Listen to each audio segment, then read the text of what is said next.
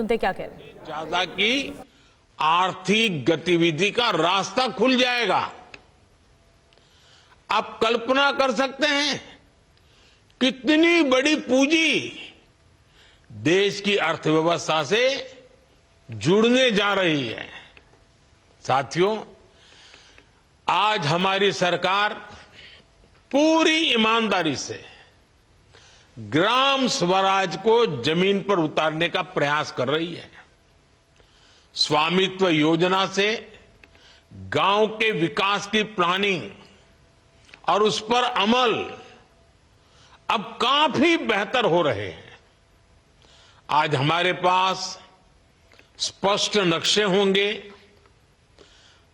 आबादी के इलाकों का हमें पता होगा, तो विकास के काम की प्लानिंग भी सटीक होगी और गलत प्लानिंग के कारण जो बर्बादी होती थी, जो रुकावटें आती थी, उससे भी मुक्ति मिलेगी।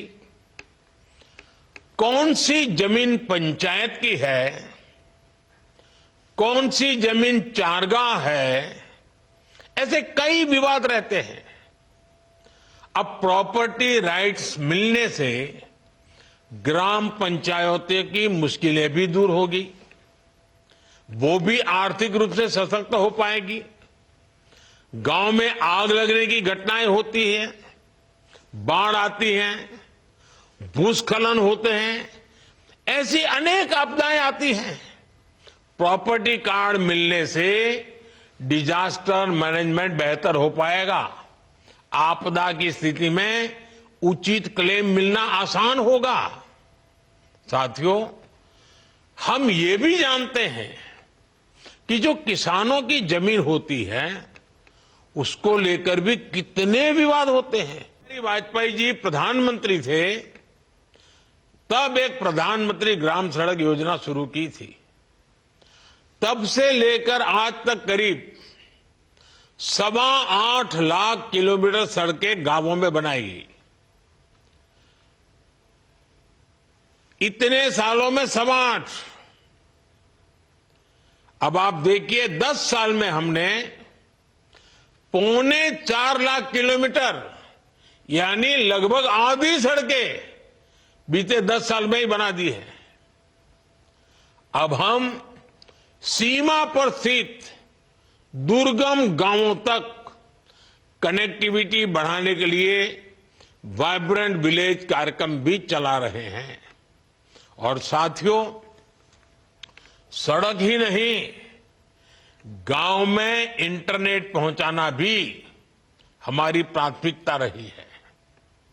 साल 2014 से पहले देश की 100 से भी कम पंचायतें ब्रॉडबैंड फाइबर कनेक्शन से जुड़ी थी।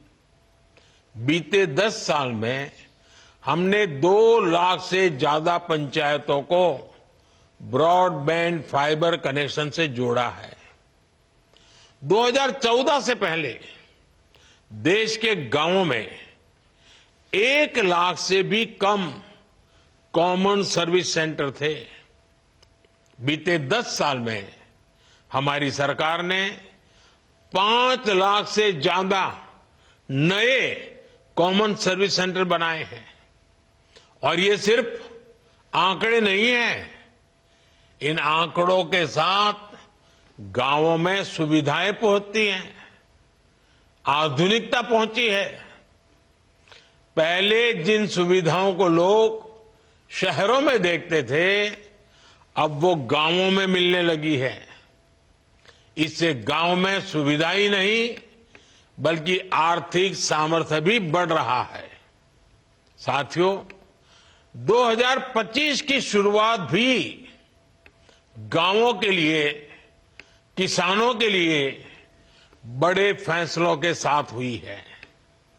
सरकार ने प्रधानमंत्री फसल बीमा योजना को जारी रखने का फैसला किया है। इसके तहत भी अभी तक करीब 2.25 लाख करोड़ रुपए की क्लेम राशि किसानों को मिल चुकी है, बीमा का पैसा मिला है। एक और फैसला डीएपी खाद को लेकर भी किया गया, जिसके दाम दुनिया में काफी बढ़ गए हैं।